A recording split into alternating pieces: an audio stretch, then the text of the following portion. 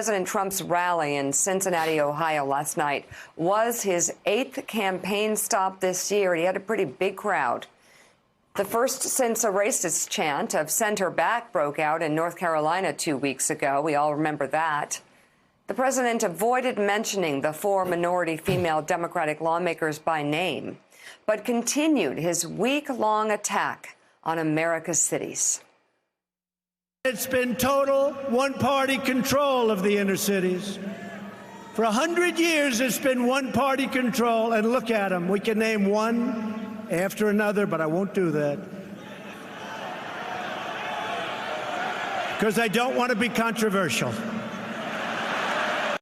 Look at Los Angeles with the tents and the horrible, horrible, disgusting conditions. Look at San Francisco. Look at some of your other cities. The homicide rate in Baltimore is significantly higher than El Salvador, Honduras, Guatemala.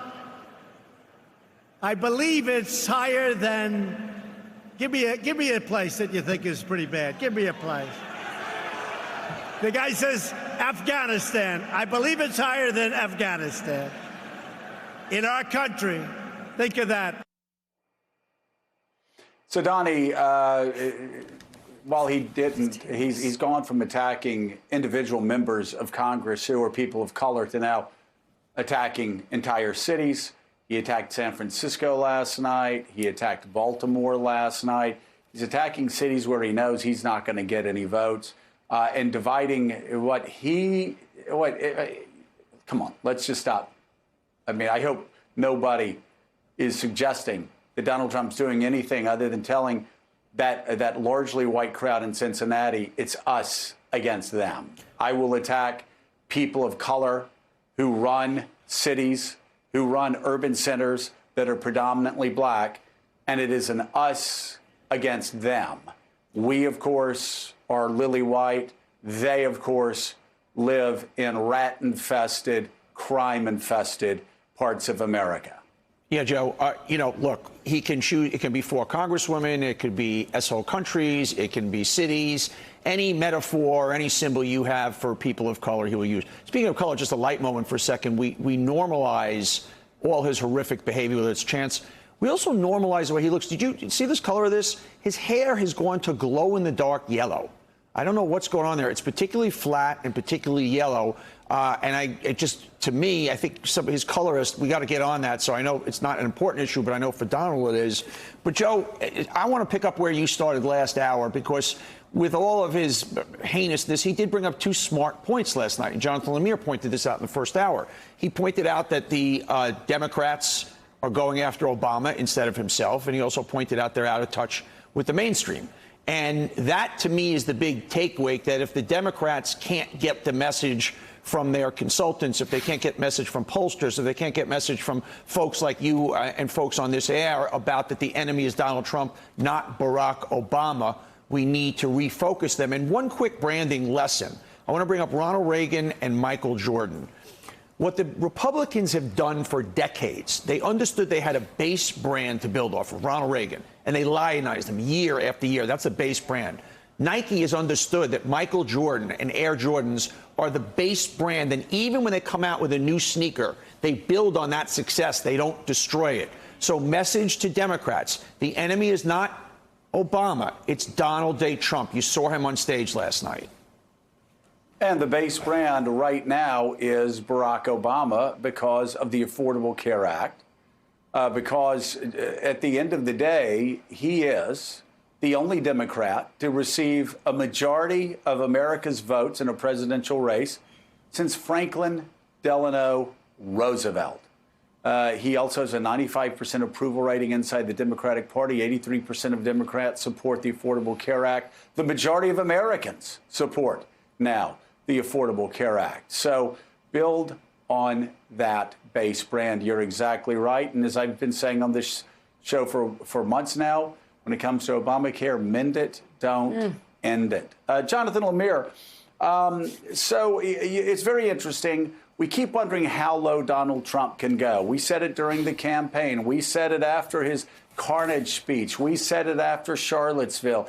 And we kept saying this is as low Donald Trump can go. Well, you and I think it was Zeke Miller with the Associated Press reported that actually people that have been concerned by Donald Trump's management style, both inside and outside of the White House, have actually noted over the past 2 weeks that if it's possible, he's become even more mercurial, and that his management style has become even more dangerously erratic. Well, Joe, what we've seen here is the utter disappearance of any sort of guardrails around him. In the first year or so of his term, there were the grown-ups in the room, whether it was Defense Secretary Mattis or National Security Advisor McMaster or even Secretary of State Rex Tillerson for a time, who would try to keep the president on track, try to keep, push back, on some of his sort of more out there directives or just ignore them altogether, which is what something that Mattis would do time after time. And those people have faded away. And then the retirement of DNI Coates, his stepping away, is the sort of the latest example of that, where on the foreign policy side, there are very few people out there who are willing to say no to this president. But we're also seeing it in his campaign. We're seeing it in his domestic policies. We're seeing it as he really gears up for re-election. His campaign is being managed by Brad Parscale, who was involved in 2016 as well, who was very, very close to Jared Kushner. I mean, it's going to be a family affair again. Jared Kushner, Donald Trump Jr., Eric Trump, his wife Laura Trump, they're going to be running it. Those are people who are not going to push back on the president when he wants to escalate certain issues. And let's be clear. The fact that he did not incite the send her back chants last night does not negate the racist comments and tweets that he has issued time and time again over the last couple of weeks. He happened just to be more disciplined for one evening in Cincinnati. That could all change again on Twitter at any time. And he has told people around him that he thinks these attacks on the Congresswoman of color are very effective. He thinks that's a good wedge issue for him, but also about Congressman Cummings. And there was pushback in the White House. There's real concern in the White House about where he was going with that, attacking Cummings, who's well respected on Capitol Hill, painting entire American cities as being, crime infested and hellholes. But no one there challenged him. And the president afterwards, when he went into a senior staff meeting, he asked how he thought those tweets played on television. He did not ask for their permission to do it again or whether he thought they were a good idea. He is going to keep doing what he wants to do with very little resistance inside the White House or at large within the Republican Party. Well, and he believes, I think wrongly, but he believes that he can run the 2020 campaign the way he ran parts of the 2016 campaign. But as the New York Times wrote earlier this week, can do it with just racism that's out in the open, even more openly racist than George Wallace was in his 1968 or 1972 campaigns, where Wallace would talk about pointy-headed bureaucrats, or he'd talk about the elites, or he would talk in these generalities. But here you have Donald Trump, who's specifically attacking people of color and telling them to go back to where they came from.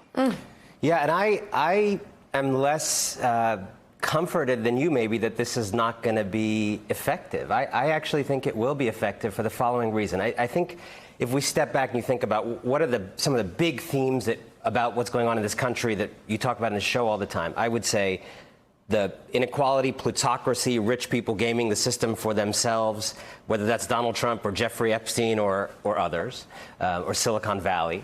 And I think the other one is the big identity transition in American life, the racial identity transition, the gender identity transition. And if the dominant conversation in America is about economics, plutocracy, inequality, America not working for people, that is a bad conversation for Donald Trump because he embodies that problem. If he can, through chants, through tweets, through these dog whistles, through actually just normal whistles, make the conversation we are having the identity conversation, make the explicit conversation about race, about gender, about people who want to stay on top, fearing that they're losing ground. If he can make us have that conversation, I think he is in a way more favorable environment. It is not a good Republican strategy for 20 years to be the party of white resentment and male resentment, but I think it's a good short-term strategy for maybe one more go, and he is determined to have that be his ploy. Well, and Anna, that's a great way to put it. And Mika, that is the question. that America's history hangs in the balance for It the does. next 4 years, whether this can work for one more go, because this demographics show you that the next 30 years are going to be shaped not by the electorate in 2016, but by Obama's 2008 coalition of the ascendant. You have white Americans who are getting older. The average age of the white American is in the, I think, the 50s. The average age of non-white Americans are in the, I believe, the late 20s. And you just look at all the demographics, and they line up in such a way that, again, we know how this ends in 2024. The question is whether Donald Trump and white resentment will have their final curtain call from 2020 to 2024. And that's why this moment is so critically important.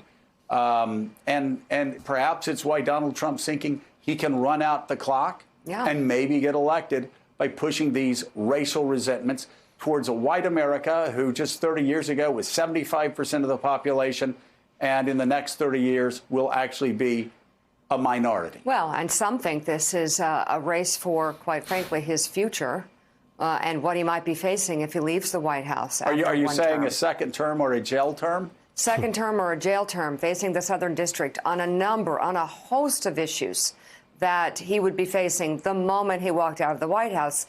You know, I think Democrats need to look at Donald Trump as a man with nothing to lose, because walking out of that White House after a first term, there are many who believe is walking right into jail. Well, you know, and Robert Mueller, we can talk about Robert Mueller, and, you know, we had said the day before the rally, not to the day before Robert Mueller's speech before Congress, his testimony before Congress, not to expect much from that, said we were expecting nothing from that. I will say one of the most shocking answers came when Robert Mueller was willing to say to a Republican that Donald J. Trump could face an indictment for obstruction of justice the day he walks out of the White House. And if everybody doesn't think that Trump did not hear that, no, he heard that, and will not be motivated by that over the next year and a half, they don't understand Donald Trump. Thanks for checking out MSNBC on YouTube, and make sure you subscribe to stay up to date on the day's biggest stories. And you can click on any of the videos around us to watch more from Morning Joe and MSNBC. Thanks so much for watching.